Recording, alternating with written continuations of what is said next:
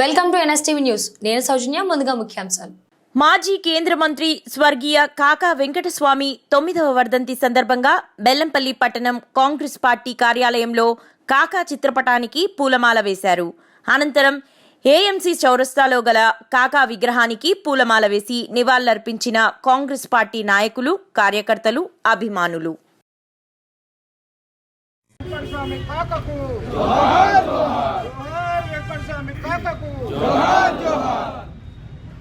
కాకా ఆశయాలను కాకా అమర్ హే, కాకా అమర్ హే, కాకా అమర్ హే.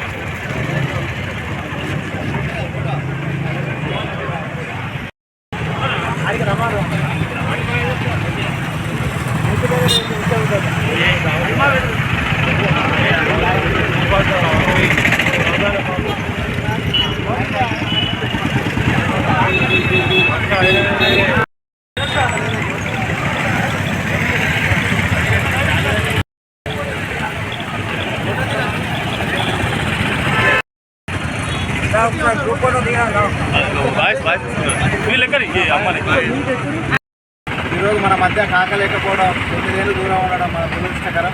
ఎందుకంటే కాక విషయాల వెంకటస్వామి కాకాని ఎందుకు తీసుకున్నారంటే ప్రజల కోసం అహర్నిశలు పాటుపడ్డ వ్యక్తి. ఎక్కడ పేదలకు అవసరం ఉంటే అక్కడ వెంకటస్వామి కాక ఉండేది.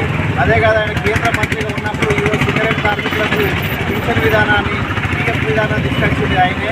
ఆయన కార్మిక మినిస్టర్ ఉండి మన కార్మికులకు బెల్లంపల్లి కోల్పెల్లి ఏరియాకు అనేకమైన ఫండ్స్ విషయాలు గవర్నమెంట్ తోటి మాట్లాడి అనేకమైన సదుపాయాలు కల్పించాడు. అంతేకాదు, వెంకటస్వామి కాక ట్రస్ట్ ద్వారా కూడా ఈరోజు బెల్లంపల్లి అనేకమైన కార్యక్రమాలు నడుస్తున్నాయి.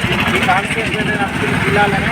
అంతే వెంకటస్వామి కాకతో అనేక మంది కార్యకర్తలు ఈరోజు బెల్లంపల్లి కానీ, చెన్నూరు కానీ, పెద్దపల్లి పార్లమెంట్లో అనేక మంది కార్యకర్తలు తయారైందంటే కాంగ్రెస్ పార్టీలో ఆయన కరెక్ట్గా చెప్పుకోవచ్చు. అంతేకాదు, ఈరోజు ఆయన లేకపోవడం వల్ల చాలా మంది కార్యకర్తలకు బ్యాంక్ ఇన్వెస్ట్ పోయినట్టయింది. ఆయన వారసులుగా ఈరోజు వినోద్ గారు మన బెల్లంపల్లి నుంచి గెలవడం మనం సంతోషిస్తున్నాం. దానికి మేమందరం వినోద్ వెంకటస్వామి గారికి మరొకసారి సంతాపన తెలియజేస్తున్నాం.